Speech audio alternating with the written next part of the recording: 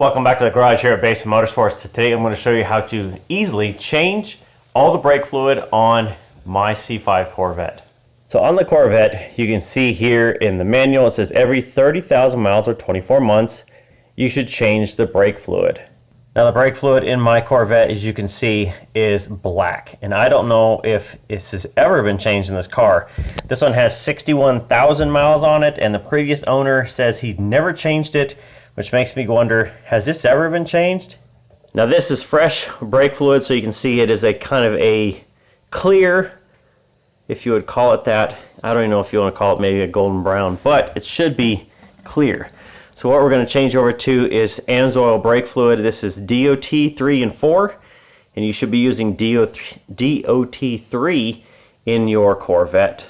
So I'm going to be doing a one-man bleeder kit. Comes with a bottle or a reservoir with fluid that you put into it. You tip it upside down, and it's got a three-prong deal that sits down in there. Now you notice I also have towels around just in case I drip any brake fluid. It's not going to go anywhere but on something that I can get fluid on, because brake fluid is bad stuff. And that's just the kit that I've had and I've used on many vehicles. It's just a simple pneumatic brake fluid bleeder. So you can see it's got a reservoir that goes to the caliper, and then the one I just showed you on the left there with all the pieces, and it just sits down in there. Alright, so here is the bucket that's going to be kind of the, I guess you'd say, the brake fluid catch. So my hose will go on here for my compressor, which is going to push air through, and it's going to come out that side, and it's going to cause it to draw. Now this is something you want to sit down in here. It's going to pull the fluid out, and this hose goes to the nipple on the caliper. So it takes a 10mm wrench to open up the bleed nipple on the caliper, and then you can just hook a compressor up, squeeze the handle, and then lock it on so that it's pulling vacuum across there, and then open up the nipple, and it's going to start pulling fluid out. Alright, so we are starting on the passenger side right rear, because you want to start with the caliper that is farthest away from the master cylinder. Master cylinder is on the driver's left on the front, so you want to do the opposite of that, which is the farthest, the right rear. Now it is done.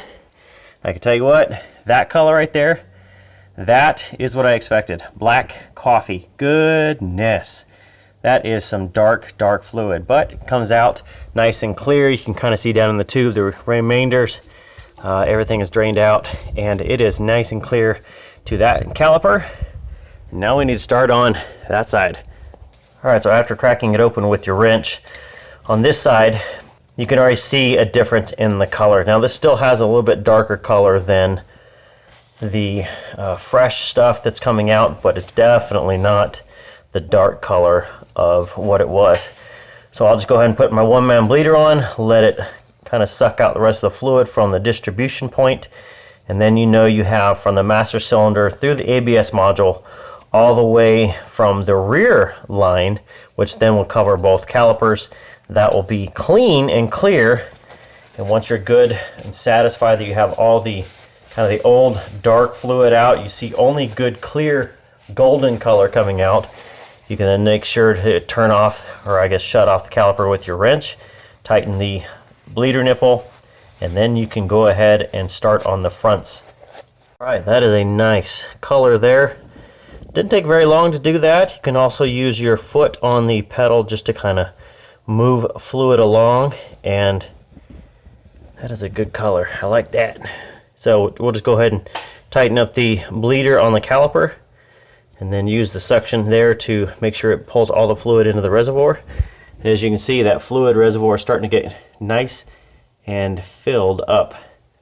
So the next caliper, after doing the passenger rear first, driver rear second, because it's the second longest, the third longest, or the second shortest, however you want to look at it, is going to be the passenger front. It is the next one that's far away, and the piece is on top. The bleeder nipple is on top of the caliper, and you only have one on the standard Z06. So you will just do the same thing, 10mm wrench, and with that it was a little hard to do, so I used to use a slight rubber mallet just to tap the wrench to open it, and then you just do the same thing. You bleed it, until you get nice clear fluid coming out of the caliper.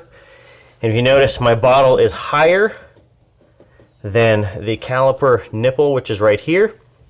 And that way I make sure that I push out any air out of the caliper, and air always wants to go up, right?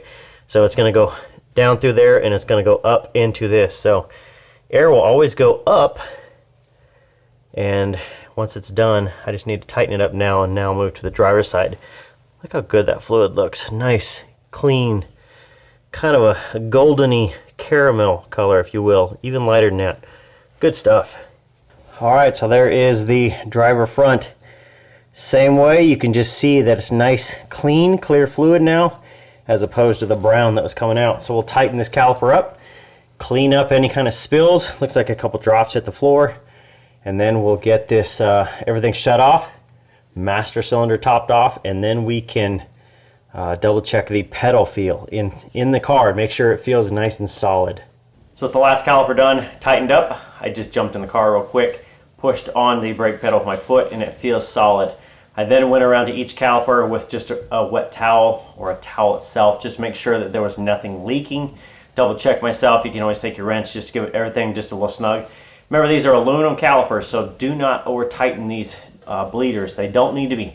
Get them down cinched to where they touch and they're tight, and just a little bit. Don't get too much with these things. Make sure you put the rubber caps back on, that way you keep debris from getting into the nipple itself and plugging it for the next time. Now this is good for 30,000 miles. I don't need to worry about the brake fluid anymore. And I did use 2 of these. These are 12 fluid ounces, so I went through 24 fluid ounces. So I just got 2 of these small ones. And remember, once you open up a container and it gets exposed to the air or oxygen, it starts to degrade. So while it's in the system, that's fine. But if you're going to open these, make sure you use all of them. Otherwise, you basically just wasted the rest of it. So I used 2 of these. I wasn't sparing with the amount of fluid I pushed through the system, especially since I didn't know if it had been cleaned at 30,000 or at 61. But at 61 it's done, and 24 fluid ounces is now gone through this car just for this. Now the one-man bleeder is pretty darn handy. You can always use just the foot pressure to push it out, but then you can use the trigger for suction to help suck all the rest of it out. So I'll put a link in the description to all the fluid I used from AMSOIL or any DOT, whatever you like to use. I'll put one down there for the one-man brake bleeder that I used, and I've used this for multiple cars, and it is fantastic. It's very easy to do, and I probably got all this done, including filming in probably 30 minutes. So very quick to do, especially once the car is up on jack stands and the tires off. So that's it for this time from Basin Motorsports. Canaan is out. He is going to go test drive his Z06 and have fun with it. See you next time.